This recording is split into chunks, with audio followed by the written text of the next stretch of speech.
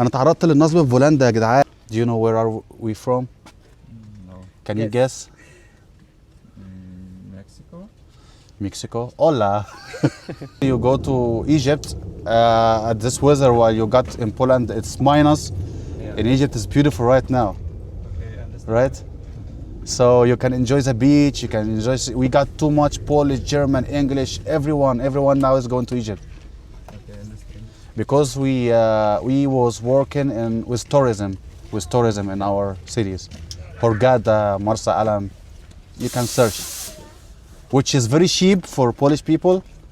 At the same time, it's very sunny, very beautiful. Cheap means like it's not expensive. خدت فلوس. هنشتغل بعض ولا ايه؟ الواد بينصب عليا انا. يا مساء الفل عليكم. عاملين ايه؟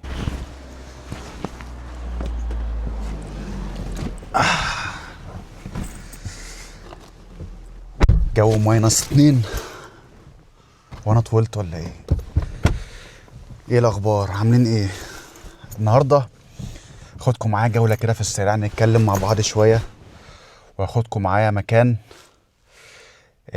لا تعالوا نشوف مع بعض. عايز اقول لكم ان الواحد كان نفسه يشتري عربيه، ف عشان الترفيه يعني، عشان نترفه، فاهم؟ نشغل بقى الميوزك فايب بتاعتنا وبتاع والكلام ده كله.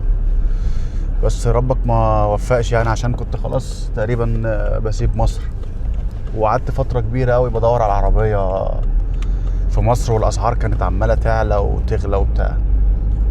لما جيت هنا وفي عربيه تحت ايدي، الموضوع مش ترفيه خالص يعني، مش زي عندنا في مصر كده عربيات لها فايبز وبتاع. لا هنا فعلا انت محتاج عربيه عشان تعرف تتحرك، فاهم؟ خصوصا ان انت بتبقى عايش في مكان زي ده، فالاماكن اللي زي دي مثلا تيجي الساعه 9 بالليل ما بقاش فيها باص، ما بقاش فيها مواصلات. بس فالعربيات هنا مش للترفيه خالص يا جدعان. العربيات هنا فعلا للمشاوير، انت فعلا محتاج عربيه. يعني انا اقرب جيم ليا هنا للاسف، او اقرب ماركت ليا هنا 10 دقايق مثلا، فاهم؟ او ربع ساعه. مضطر ان انا اسوق العربيه او اسوق عجله يعني. بس والسواقه يا شباب في اوروبا مش سهله. بصوا كم اشاره مروريه، اقسم بالله انت لو رمشت بس تزعل. يعني انا دلوقتي ماشي في طريق فاضي، فلسه بقى اما اطلع لقدام شويه هتلاقوا يجي 500 اشاره، والطريق ده اصلا يعني المحترفين في السواقه بيخافوا يسوقوا فيه. طريق ضيق جدا، ومش عارف اللي باين في الكاميرا ولا لا. بصوا كام اشاره. الخطوط اللي على الطريق دي خطوط الباص بيقف هنا، ماشي؟ انا لحد دلوقتي بحاول احفظ الاشارات دي، مش سهل. في بتاع على شكل غزال، مش عارف انتوا شايفينها ولا لا، اهي اللي على شكل غزال دي معناها ان انا هنا لازم اهدي السرعه، عشان في غزلان ساعات بتعدي الطريق، وحوادث كتير قوي بتحصل بسبب الغزلان اللي بتعدي الطريق على طول. زي ما انتوا شايفين،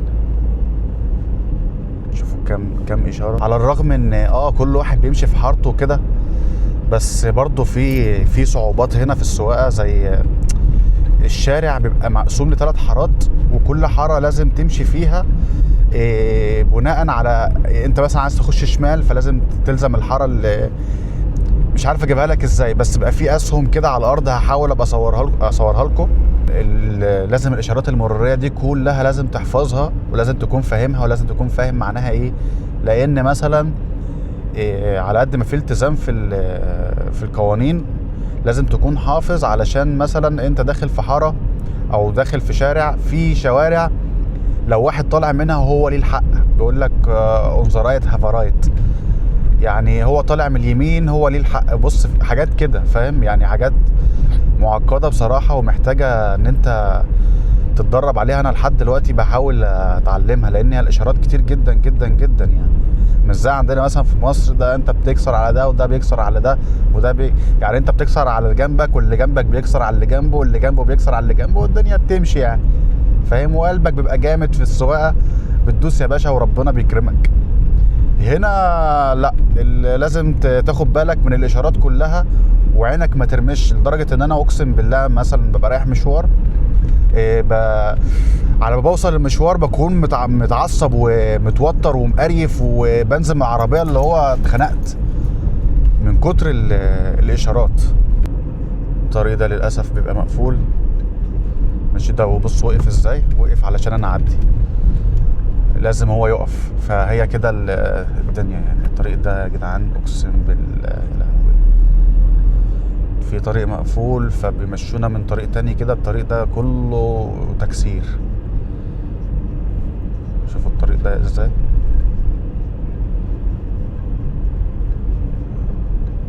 والله العظيم يا جدعان حاسس ان ما سبتش مصر، والله حاسس ان ما سبتش مصر. زي ما بصوا زي مصر بالظبط. حد ملاحظ ان الفوانيس قايده، فوانيس العربيات قايده ازاي، رغم ان احنا بالنهار هنا يا شباب. في النهار الفوانيس قايده، وبالليل الفوانيس قايده، ولو انت سبتها مطفيه بيدفعوك غرامه وبتاع. زي ما انتم شايفين كده. بصوا انا حاسه ضارب العالي كمان والله.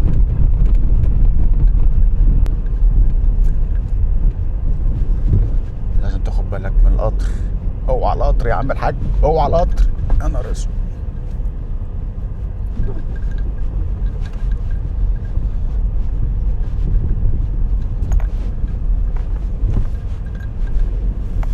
دي الشركة اللي انا شغال فيها يا جدعان. يطلع عين ابونا اقسم بالله. الجو النهارده مش رايق خالص، الجو شبورة ومش احسن حاجة يعني.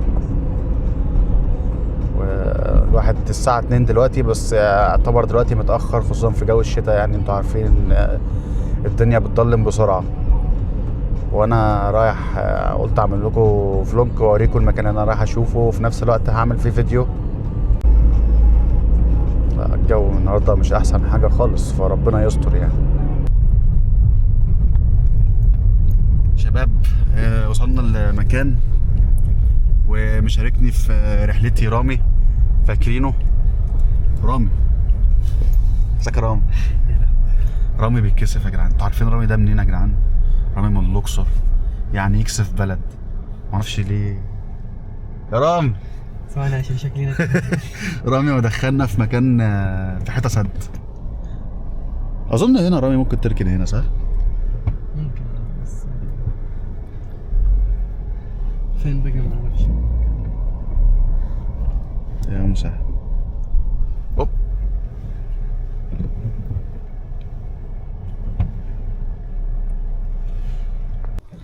الراجل قال لنا ما لحقتش اصور لكم، بس الراجل قال لنا ان احنا ركننا في برايفت بارك، فنضطر بقى ايه نروح نشوف مكان تاني. المشكلة الدنيا عمالة تضلم. انجز يا عم رام. على مهلك يا صاحبي، على مهلك.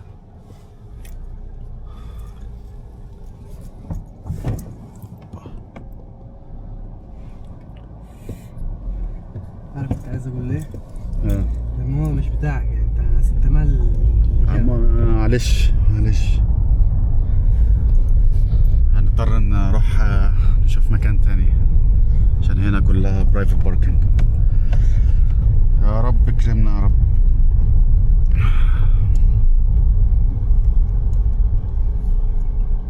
يا رب يكون المايك شغال. الخلف دي كلها اه ده انت هتشوف فيديو كامل دلوقتي. اللي فيها ايه؟ تعالى بس هنشوف. عايزين بس نكون قريبين من المكان، عايزين نشوف ابحث كده على ماشي. اقول لك المشكله ان احنا غلابه هنا، صح؟ حد يوجهنا. والله العظيم فين. ماشيين كده اهو. اللهوي ماشيين. اللهوي. استنى دقيقه. احنا لو عدينا غير الخط ده وخبطنا بالعربيه احنا اللي نتحاسب شويه. الصلاة على النبي. انت ليك حق تعدي منه، عشان كده بقول لك خلي بالك. درجة الحرارة كام دلوقتي يا رامي؟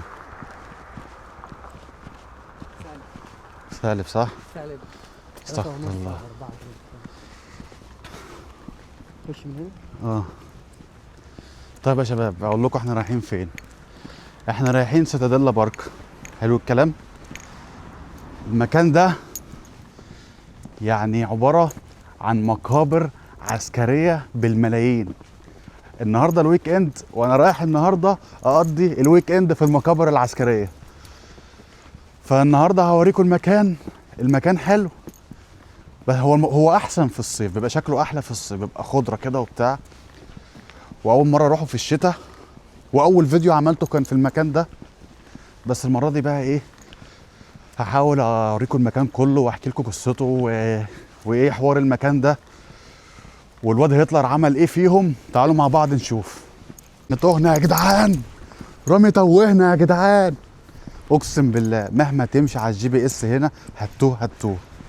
عمرك مش عارف ازاي وليه، بس دايما تمشي على الجي بي اس في البلد دي تتوه. كده رايحين الباركنج تاني عشان المكان اللي احنا وصلنا له طلع بعيد جدا جدا جدا جدا. ومن بعض المساعدات قالوا لنا نروح نركن فين، والوقت بيضيع والجو بيضلم. بس ان شاء الله الحق اوريكم اي حاجه. مش عارف ليه هو كسل منا يا جدعان من الاخر كده. هو انا شاب كسول واتخنت، والله العظيم انا بكلمكم بامانه. انا شاب كسول والجو ساقعه واتخنت. واكتر حاجه مخلياني كسول يا جدعان ان الحركه هنا مش سهله. خليني معاكم بقى صريح كمان شويه، الحركه مش سهله. ان انت تقعد تدور العربيه وتفضل مثلا عشان تروح المكان اللي انت عايزه. المشكله مش في المكان اللي انت رايحه، المشكله ان الطريق مش سهل بالنسبه لنا. الطريق مش سهل بالنسبه لنا. لانه بصوا يا جدعان، انا دلوقتي الحمد لله مش سايق، رامي اللي سايق، جيب عربيته وخليته يسوق هو، علشان انا بتنرفز من السواقه هنا بصراحه. لا جراء رامي ماشي. بصوا يا جدعان، في 500 اشاره مروريه. اقسم بالله عينك تبربش. بس مش هقول لك على الغرامه، بس هتلبس. بص يا رامي، حط الباسبور هنا اهو. استنى عشان هنزل وحطه. طيب هات. استغفر الله العظيم يا رب. يا عم مقبوله منك يا عم رامي. كيك الاخوه قوه يا عم رامي.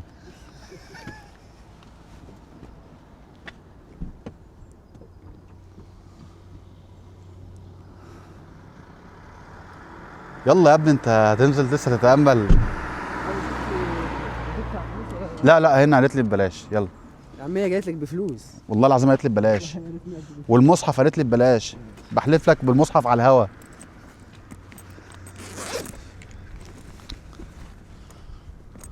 ايوه يا مسهل الحال. يلا يا عم رامي، تسلم. كيف؟ يلا يا شباب، بصوا احنا نوصل.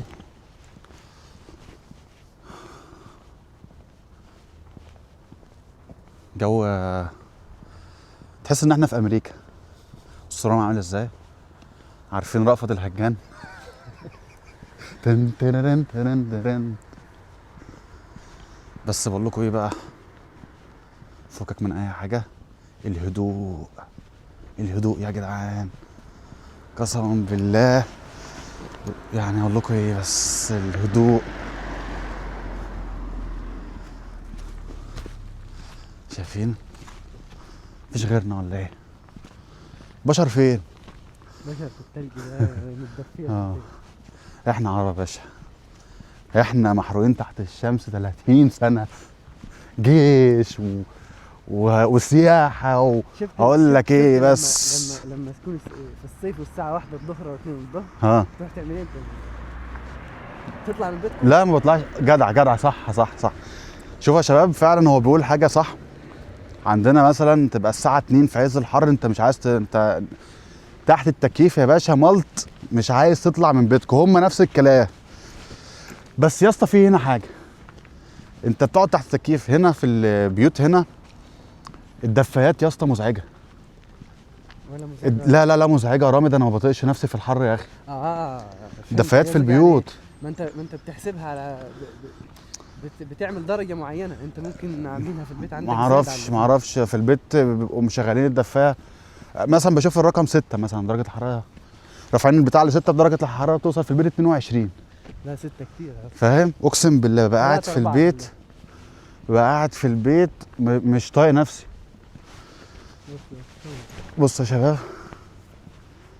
احنا هنا في سيتاديلا بارك، فخليني احكي لكم بقى ايه قصه الحوار ده ايه. يا نهار اسود، ممكن انا خايف اتزحلق رامي. دي بحيره اصلا. البحيره دي يا جدعان في مش عارف دي فيها نافوره باين، فيها نافوره فعلا فعلا. دي بيبقى فيها نافوره في الصيف. شوفوا يا جدعان، اقسم بالله.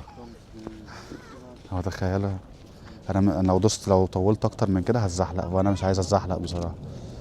دي بحيره. طيب انا فين دلوقتي يا شباب؟ انا في منتزه كبيره اسمها بارك سيتاديلا. كانت قبل كده قلعه محصنه اسمها فورت فينيري، بنيت في القرن، انا كده بقول حصه تاريخ. بصوا يا جدعان، عايزين تعرفوا انا فين؟ هقول لكم بس استنوا شويه.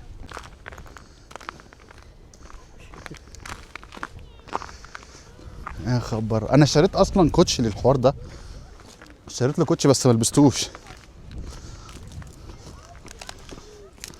لسه جزمه مصريه بقى. بس في ناس بتمشي وفي عيال بتلعب. بص عشان دي معاهم كوتشيهات مخصصه. دول ما بيوجعوش. الواحد ليه ما اتولدش يا جدعان في الاماكن الحلوه دي؟ اقسم بالله مش كان زماننا بنستمتع بالطفوله، الطفوله البائسه اللي احنا عشناها دي. ها، بقول لكم ايه، تعالوا نشرب قهوه. في قهوه ده ما تشرب؟ لا ما بحبش القهوه. ليه؟ اهو. بس هنا بيحط رمله عشان الرمله ما تزحلقش. هنشرب قهوه يا جدعان. تعالوا. في بصوا زي عندنا في مصر كده يا جدعان، بارتيشنات عاديه اهي وبتاع، والدنيا في الرايق. تشرب ايه؟ تعالوا هنا ولا تعالى هنا؟ ده زحمه. ده زحمه. رامي بيقول لي المكان ده زحمه. دوره.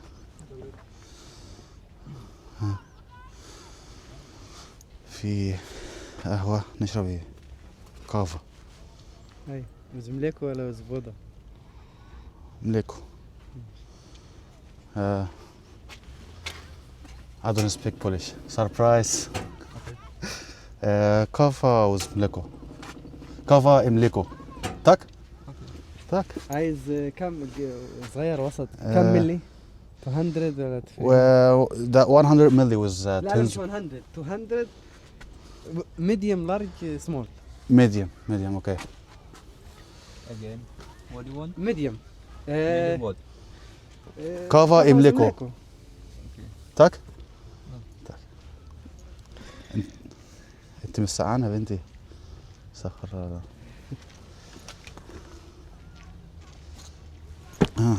الموضوع معاك.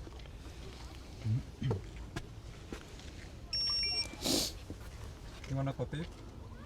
No, dziękuję.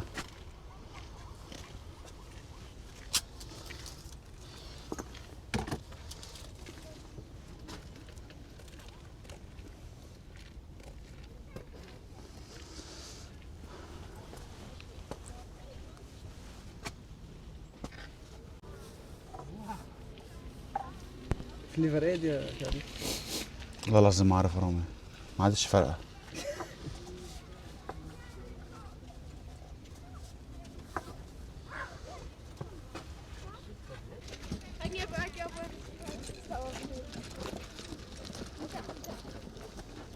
تجيب عربيه زي كده مش إيه لازم. والله العظيم المكان ده يا شباب في الصيف حوار. انا اول مره ازوره في الشتاء بصراحه، يعني انا اول مره اجي في الشتاء بقى، بس في الصيف المكان ده ما شاء الله بيبقى جنه على الارض، جنه على الارض يعني.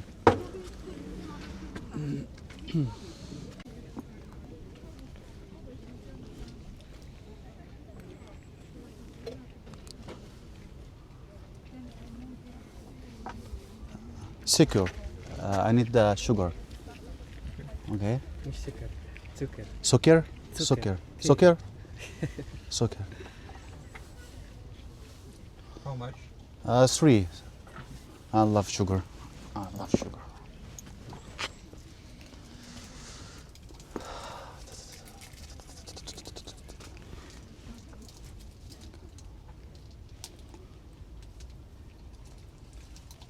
Is it hot inside? It's hot inside, right? Yep. ها هو الجو سالب -4 وبتاع، بس هو قاعد جوه متدفي جامد. Do you know where are we from? No. Can you Yes. guess? Mexico? Mexico? Hola. No, we are some people saying that kind of we are Spanish or Mexico, but actually we are Egyptian from Egypt. Egypto. Egypt. Okay. Egypt.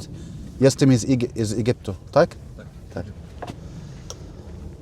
You never been in Egypt? No, no, no. You don't want to go to Egypt? You don't want to go to Egypt? I don't know. If you go to holiday, like, if you go to holiday to Egypt, we will be make you beautiful. He want to say if once you go to Egypt at this weather while you got in Poland it's minus. Yeah. In Egypt it's beautiful right now, Okay, I understand. right? So you can enjoy the beach. You can enjoy. We got too much Polish, German, English. Everyone now is going to Egypt Okay, I understand. because we was working with tourism in our cities, Hurghada, Marsa Alam. You can search, which is very cheap for Polish people. At the same time, it's very sunny, it's very beautiful. Cheap means like it's not expensive. Yeah. ثلاث ارباع الكلام مش فاهمه. You understand what I say, right? Yes, they understand. They got block when they talk sometimes, but they understand us, right? Yeah.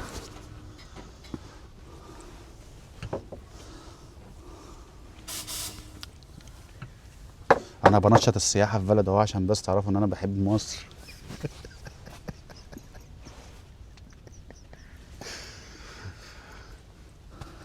والله العظيم ما في أحلى من مصر يا جدعان. أقسم بالله. بس هنعمل إيه بس الحمد لله. Dziękuję bardzo. Cześć. ما ردش عليا. You cannot take cash. ما ردش عليا. ايوه ليه؟ عشان هو عيل بضان ما فهمش اي حاجه. صح؟ وعامل نفسه فاهم. ها بس صح صح. قول له دوفزانيا أنا كنت رحت اشتريت من البيت أحسن. مش تشيش. دوفيزانيا دي يا اسطى بتتقال لو أنت بقى في ماشي مكان. دي هاي. وبتقولها لحد صاحبك. ما أقولها لأي حد يا عم ده شاب. لا. بص يا رامي. ما انا بقول لك هقول لك على حاجة اسمع قول مني. ماشي. أنا آخد من خبرتك وأنت تاخد من خبرتي. تمام. دوفيزانيا كنت دايما بسمعها بتتقال. حلو الكلام؟ انت عارف يعني ايه دوفزانيا الاول؟ يا عم عارف. إيه؟ وداعا. تمام. فكنت بلعب لما كنت في التمرين. حلو الكلام؟ مم. فطول ما انا ماشي اول ما بدخل بقول تشيشت، اول ما بمشي في مكان بقول دوفيزانيا. قامت البت قايله لي ايه؟ بص احنا هنا ما بنقولش هي اسمهاش تشيشت دوفيزانيا. ودوفيزانيا. ايوه هي بتقول هنا بتقول وانت جاي بتقول تشيشت وانت ماشي بتقول تشيشت، لان احنا هنا مش في مكان رسمي، احنا عادي. فاهم حاجه؟ ايوه. انت مش داخل بنك من الاخر. لا ففهمت. طب يا عم مثال مراتها. انا هقول لك على حاجه. ماشي. صلى على النبي. عليه الصلاه والسلام. اول حاجه انت لما تدخل واحد ما تعرفوش تقول له جندبره. جندبره دي بتمشي بالليل بالنهار بالصبح اي حاجه. بقول لك ايه؟ واحد تعرفه تشيش. بقول لك ايه؟ ولما تقول سلام ما بتقولش سلام، ما مم. بتقولش دوزانيا، بتقول دوزباتشانيا. دوزباتشانيا يعني ايه؟ حركه لاحقه. حركه لاحقه. يا ابني والله بنتكلم بولندي يا أيوة، ما ابني. أنا يا ابني يا نهار ابيض. هي في كوبايه القهوه قعدت اتكلم معاه بتاع، فتقريبا واخد حوالي 8 زلوتي زياده، وده عيب. فهنروح دلوقتي نعرف ليه انت بتعمل كده يعني. وانت فكرني اجنبي ولا ايه؟ هو اللي بنعمله في السياحه هيطلع لنا ولا ايه يا عم رامي؟ انت ما قلتليش ليه يا ابني لما انت خدت بالك؟ ما قلتليش ليه يعني؟ هنروح له بقى نشوف هو هيقول ايه. هشوف على الاسعار. شوف مثلا ايه.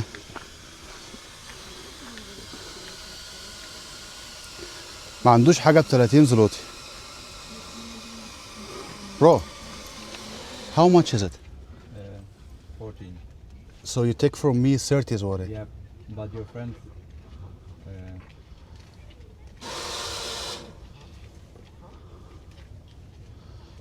اوكي. مش لاقي حاجة يقولها. حسابه 14. هو لما ركزنا احنا رجع بالوش. ايوه.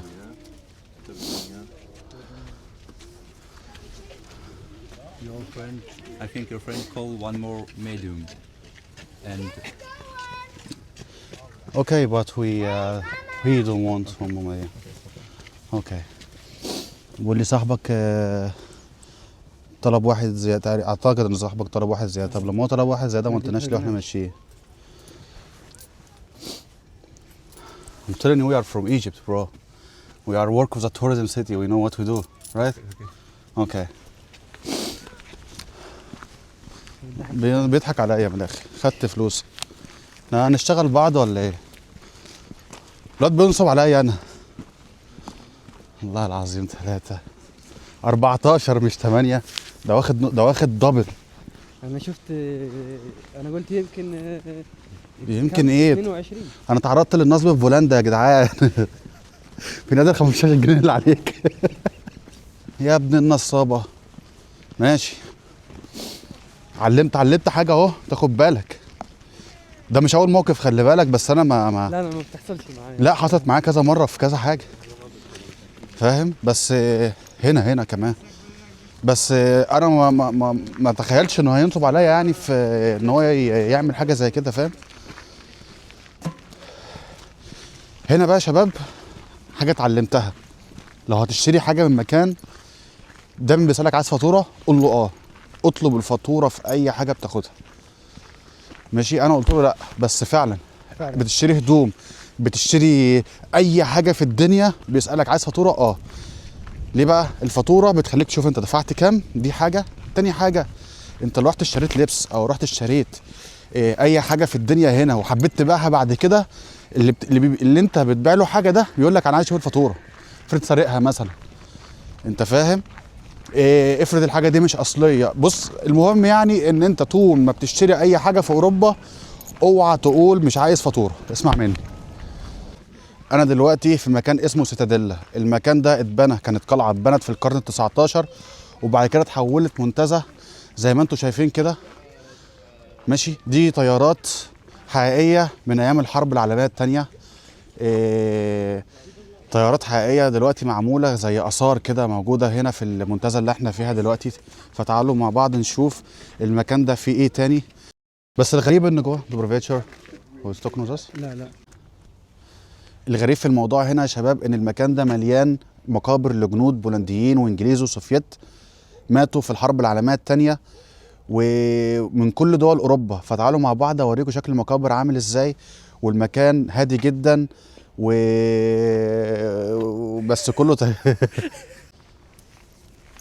دبابات يا شباب من الحرب العالميه الثانيه موجوده لحد النهارده مركونه في المكان ده. وكمان في مراكب زي ما انتم شايفين، مراكب بتاعت الاسطول البحري. ماشي. الدبابات اللي انتم شايفينها دي دبابات المانيه وسوفيتيه وبولنديه، دبابات من كل انحاء اوروبا من ايام الحرب العالميه الثانيه محتفظين بيها لحد النهارده زي ما انتم شايفين كده. معلش طبعا انا دايما بيبقى غصب عني ان الجو فجاه بيضلم وما بلحقش اصور لكم اي حاجه، بس زي ما انتم شايفين كده المكان ده. في كل مكان يا شباب، في كل شارع في بولندا دايما هتلاقي لوجوهات كده يا اسطى الحاجات اللي هي بيتحط عليها مثلا اسامي حد، اسمها ايه يعني؟ يفط دي ولا اسمها ايه؟ تعالوا يا شباب اوريكم منظر المقابر ورصه المقابر عامله ازاي. مكان يعني زي ما انتم شايفين كده دلوقتي كل دي مقابر. حركة كهربي. كل دي مقابر يا شباب. شوفوا ده مثلا مات 1917. ماشي. ده روسي صح؟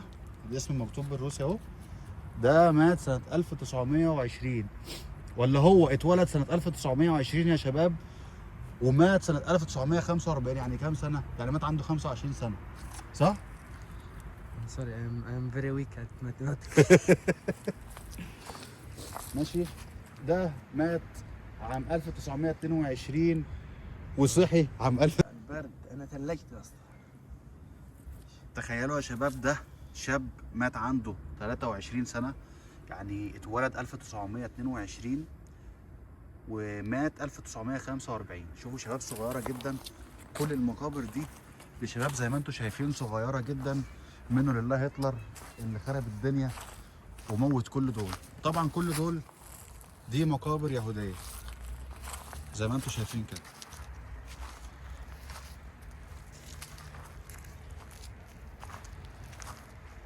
وبس يا شباب، الفلوج هيخلص لحد كده، وان شاء الله تنبسطوا واشوفكم في فيديو جديد. سلام.